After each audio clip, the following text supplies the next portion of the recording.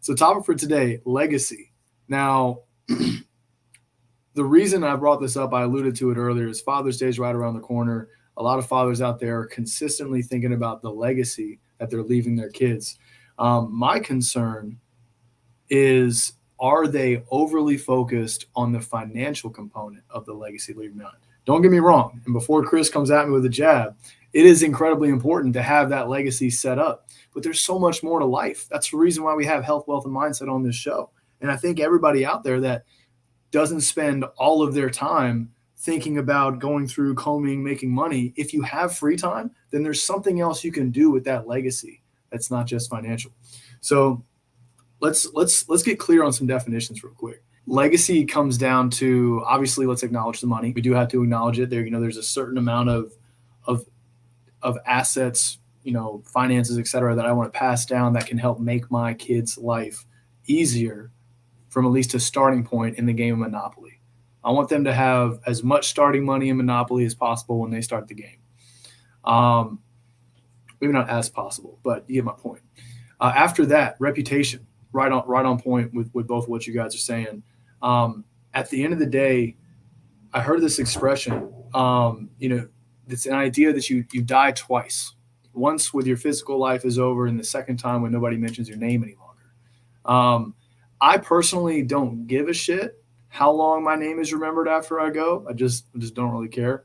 But what I can try and do is at least have a trickle out effect of living by example, having certain beliefs and vocalizing those beliefs. So that way the the world, the majority, I can do everything in my power to make sure that individual voices are not overlooked by the majority, by mass.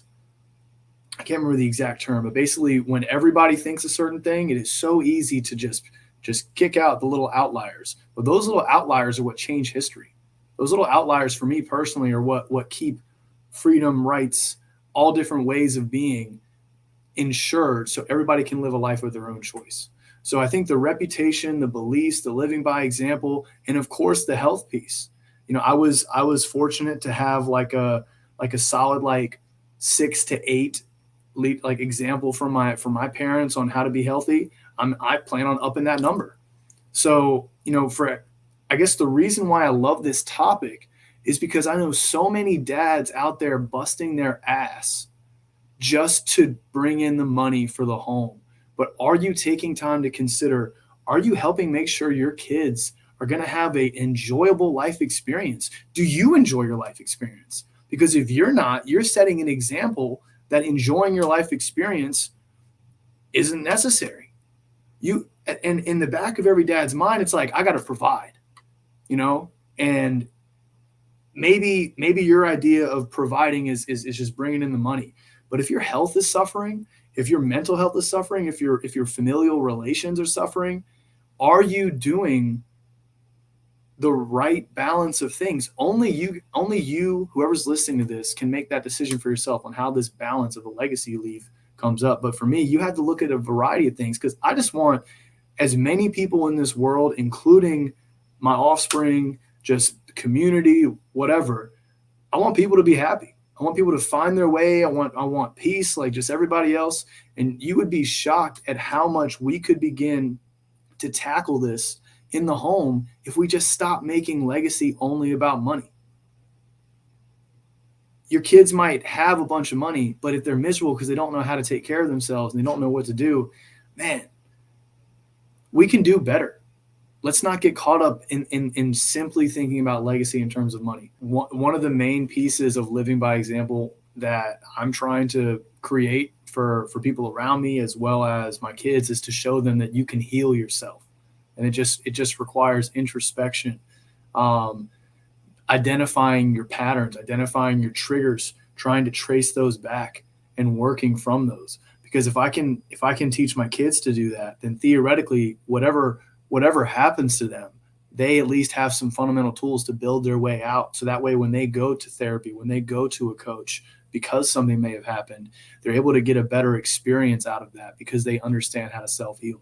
And I think that, oh man, I think the concept of balance of providing versus challenging that goes into everything. I mean, even allowing your kids to get out there and just experience danger in a careful manner for them, so they can actually, once they leave the house, they're not terrified to do anything. So balance is key, is really what I'm hearing from you saying, and I think it applies to all these different areas that we're talking about. I think fundamentally, a lot of people think about the material possessions, the assets, the money, but it's the knowledge. And for me personally, one of the reasons why I chose to go into business on my own is because I've witnessed so many dads being at work 60 plus hours a week and getting like an hour with their kid a day. And then, they need their own time to unwind on the weekend. I can't imagine like how all this would really work time wise. I want to be around my kids so I can help teach them and walk them through things. I'm not gonna do everything for them, but if anybody's gonna raise my kids, I want it to be me and my wife. So I just want to be present, and everybody's different. I bet you that a lot of people just got triggered at the idea of me presenting something different than the husband being away from the house for 80 hours so he can bring in the most amount of money. But just pause if you're triggered by that and ask yourself, like, did you want to be around your dad when he was at work all the time? Like, if there's a way for you to create this, if there's a way for you to find better harmony so you can have this family time, so you can be that role model, is that more valuable than the money you could bring in?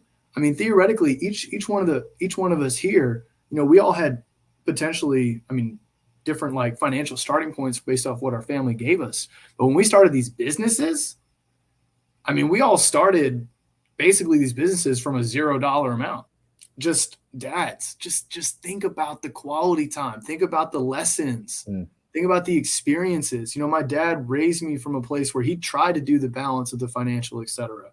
But the one thing he drilled into me is, I wish I had spent more time with my dad. I'm not trying to have you make that same mistake. That shit still gets me. If my dad is feeling that in his later years, and he's trying to convey that to me starting at like 10 to 15, then there's something to pay attention to there. And I've paid more and more attention to that as time has gone on. And I want to make sure that I'm taking that lesson from my dad and I'm applying it even further to my kids, which is why I started this whole thing, because I've seen what corporate construction can do to a family. And I want nothing to do with that shit. So anyways, that's my piece on this. Today, we are diving into legacy, the legacy you leave. What is legacy to you guys? The top thing for me is a financial legacy. All right, money man. Each finger will stand for a particular component of legacy that I think may be, in fact, more important than money. You die twice. Once with your physical life is over, and the second time when nobody mentions your name any longer. Passing down mindset is a part of your legacy. In an immigrant family, having that mindset, guys, I wouldn't trade it for anything. Are you taking time to consider, are you helping make sure your kids are going to have an enjoyable life experience? Do you enjoy your life experience? You can have a great health life. You can have a great mindset. You can have all of these things if this is what we focus on. DNA I define as a log of decisions made by our ancestors. Great DNA? Yeah, I'll take that. One of the main pieces of living by example that I'm trying to create for people around me as well as my kids is to show them that you can heal yourself. There's 7 billion lives around us that are equally as important to our own. We can literally change the world through generational healing.